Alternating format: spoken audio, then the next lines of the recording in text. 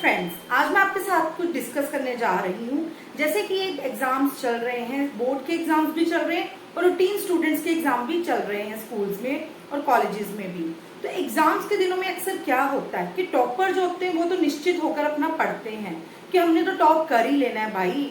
अगर हमारे को कुछ डिफिकल्ट चैप्टर्स लगते भी हैं, हम वो अब टाइम पीरियड में अपना कवर अप कर लेंगे।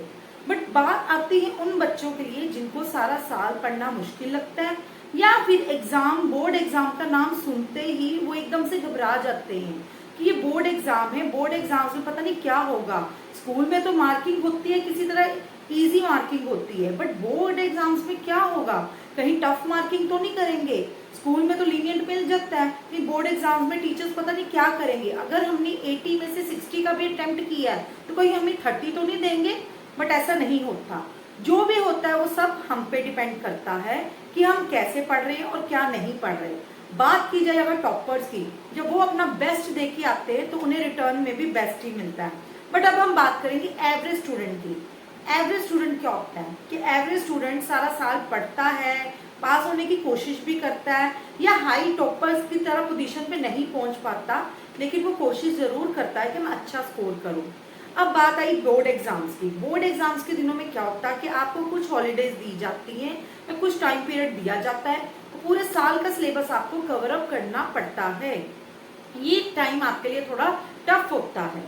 उस टाइम पे आपने क्या करना है, अगर आपको लगता है कि 20-20, 15-15, 25-25 चैप्टर कर पाना मेरे लिए मुश्किल है, तो उसके लिए बहुत आसान सी एक चीज है कि अगर आप 20-25 चैप्टर्स को नहीं थॉरली लर्न कर पा रहे या समझ पा रहे, तो आपने क्या करना है, आपने पिछले 3-4 सालों के सैंपल पेपर्स ले लेने हैं।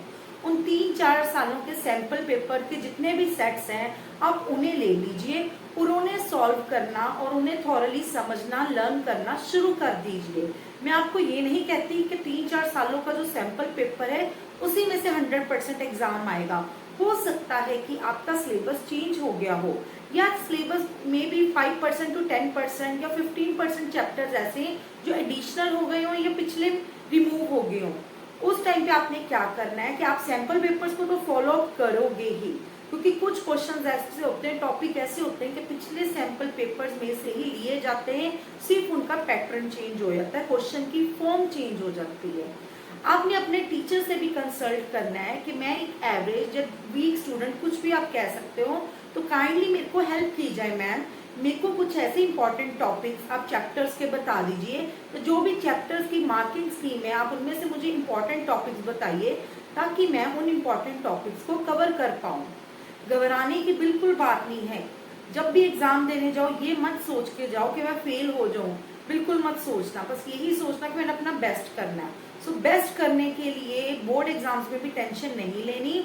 आप just important topics, important questions, important hints लेके अपनी teacher plus last to last ये सारे सैंपल पेपर्स को सॉर्ट आउट करना शुरू कीजिए। ये तो हो गए फर्स्ट टिप।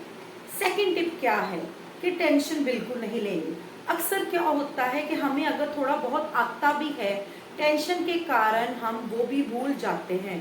हम इतना टेंशन में आ जाते हैं कि हमें समझ नहीं आता कि बोर्ड एग्जाम्स में मैं पास भी हूँ कि नहीं हूँ, क्या मैं फर्स्ट डिवीजन ले पाऊँ कि नहीं ले पाऊँ, कहीं ये तो नहीं होगा मेरे पेरेंट्स को मेरे कारण शर्मिंदगी होगी।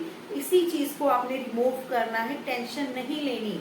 फुल कॉन्फिडेंस आपने दिखाना है कि ये मैं करूँ, और पूरा पेपर अटेम्प्ट करना है। आपने सारी चीजों को आपने थॉरली पढ़ना है और सिमेट्री में अपने आंसर्स लिख के आने हैं। और सिमेट्री में आंसर्स लिख के, चाहे आपको थोड़ा आंसर आता थोड़ा ही लिखिए। कोई भी क्वेश्चन ऐसा है जिसे बिल्कुल मत छोड़िए, क्योंकि जब आप छोड़ के आ जाते हो तो एग्जामिनर के पास 0 देने के अलावा कोई ऑप्शन नहीं है।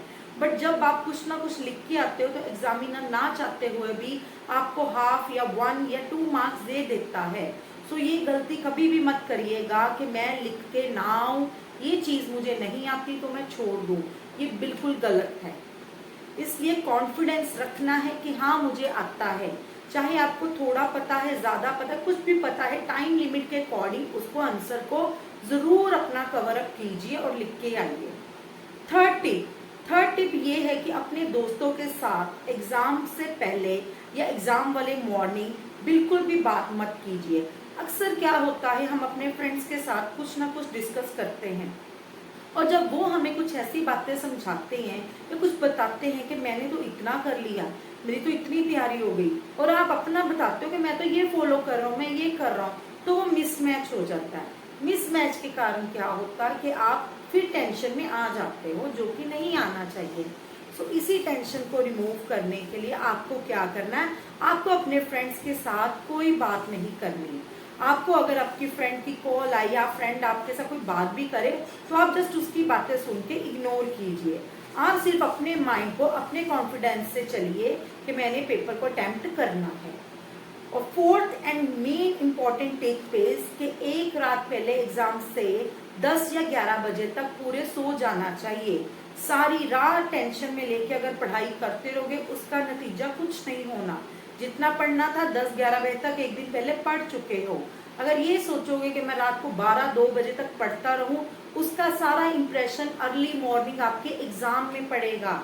जब आप एग्जाम लिखने बैठोगे तो क्या होगा, रात की नींद, जो थकावट थी वो फील अप करोगे, उससे टायर्डनेस फील होगी और फिर एग्जाम करने का भी वो जोश, वो मजा नहीं आएगा। सो ये गलती ज्यादातर स्टूडेंट्स करते हैं कि 12-2 बजे तक पढ़ते हैं, फिर अर्ली मॉर्निंग अलार्म लगाते हैं, वेकअप होते हैं और फिर पढ़ना शुरू कर जाते हैं। लास्ट मोमेंट पे इतना पढ़ के कोई बहुत झंडे नहीं हम गाड़ लेंगे। अगर झंडे गाड़ने थे तो पूरा साल करते, पूरा साल भी नहीं किया, लीव अप, कोई टेंशन नहीं है। 1-2 दिन, 4 दिन, 5 दिन, जो भी आपको हॉलीडेज है उनमें कवर अप कीजिए। सो टाइमली सोना बहुत जरूरी है। एक रात पहले 10-11 बजे तक सो जाइए और अर्ली मॉर्निंग 5:30, 6 या 5 बजे, जितने बजे का अलार्म लगाना है, 5 बजे का बाद का अलार्म लगाइए और आराम से बिना टेंशन के कॉन्फिडेंस से उठिए। और main important and last tip is that कि एग्जाम में हैंड राइटिंग जो है ये मेन मुद्दा होता है। Hand writing and presentation of data. ज्यादातर क्या स्टूडेंट्स होते हैं जो हमारे टॉपर्स होते हैं, उनकी राइटिंग नो डाउट बहुत अच्छी होती है, प्रेजेंटेशन भी अच्छी कर ही लेते हैं। बट कई बार एक एवरेज स्टूडेंट होता है जो सारा साल इतना अच्छे नंबर नहीं ले पाता, पर एंड ऑफ द डे जब हमारा रिजल्ट आता है तो हम क्या देखते हैं, यार मेरे तो 75 आए हैं आउट ऑफ 80, इसके कैसे 65 आ गए, ये क्या इतना होशियार था, स्कूल टाइम पे तो इतना था नहीं है, अब कैसे इंटेलिजेंट हो गया। क्यों हुआ, उसने अपना दिमाग इस्तेमाल किया। उसने क्या किया कि presentation of data, presentation of whole exam answer, उसको अच्छे से प्रेजेंट किया in a good hand writing और इन अ गुड वे। सो ये गलती कभी मत करिएगा कि एग्जाम को रफली लिखना शुरू कीजिए, क्योंकि आपका इंप्रेशन अच्छा पड़ेगा जब आप एग्जाम को अच्छे तरीके से लिखोगे। सपोज करो आपको कोई एग्जाम का आंसर 3 लाइनों का आता है और वो क्वेश्चन 3 मार्क्स का ही है, 3 मार्क्स के लिए 3 लाइनें नहीं सफिशिएंट, बट आप 3 लाइन्स को इस तरह प्रेजेंट कीजिए, आंसर का कोई वर्ड है द एथलीट, द और एथलीट में हल्का सा गैप देके आप आंसर लिखिए, और आप पॉइंट्स में भी लिख सकते हो, पैराग्राफ फॉर्म में भी। इससे क्या होगा, इससे इंप्रेशन एक अच्छा पड़ेगा एग्जामिनर के आगे। अगर उसे लगेगा भी कि आंसर एक्यूरेट नहीं है, फिर भी आपको अच्छे नंबर दे देगा। सो प्रेजेंटेशन और हैंड राइटिंग 2 चीजें बहुत मेन है इस एग्जाम में। और एक गलती कभी मत कीजिएगा कि प्रेजेंटेशन और हैंड राइटिंग को इम्प्रूव करने के चक्कर में 3 घंटे में सिर्फ 40 नंबर का अटेम्प्ट करिएगा। पेपर को सजाना नहीं है, पेपर को आर्ट और ड्राइंग में मिक्स नहीं करना, पेपर को प्रेजेंट करना है और अटेम्प्ट करना है पूरा। सो यही इंपॉर्टेंट टिप्स को आप फॉलो अप कीजिए। अगर आप एक एवरेज स्टूडेंट भी हैं तो आप ऊपर पोजीशन हासिल कर सकते हैं। अगर आप 50, 60, 70 सोच रहे हैं तो इससे ज्यादा ही गेन करेंगे। और जो बच्चे टॉपर्स है, ये वीडियो उनके लिए भी है कि जितना वो सोच रहे हैं वो उससे ज्यादा ही गेन करेंगे। सो कभी भी अपने आप को वीक मत समझो, हमेशा ये समझो कि मैं बेटर और बेस्ट करूं ही करूं, किसी कीमत पे भी, चाहे जो मर्जी हो जाए, क्योंकि मेरे लिए इम्पॉसिबल कुछ भी नहीं है, हर चीज मेरे लिए पॉसिबल है। So thank you so much and best of luck for your exams. Please like and subscribe my channel. Thank you.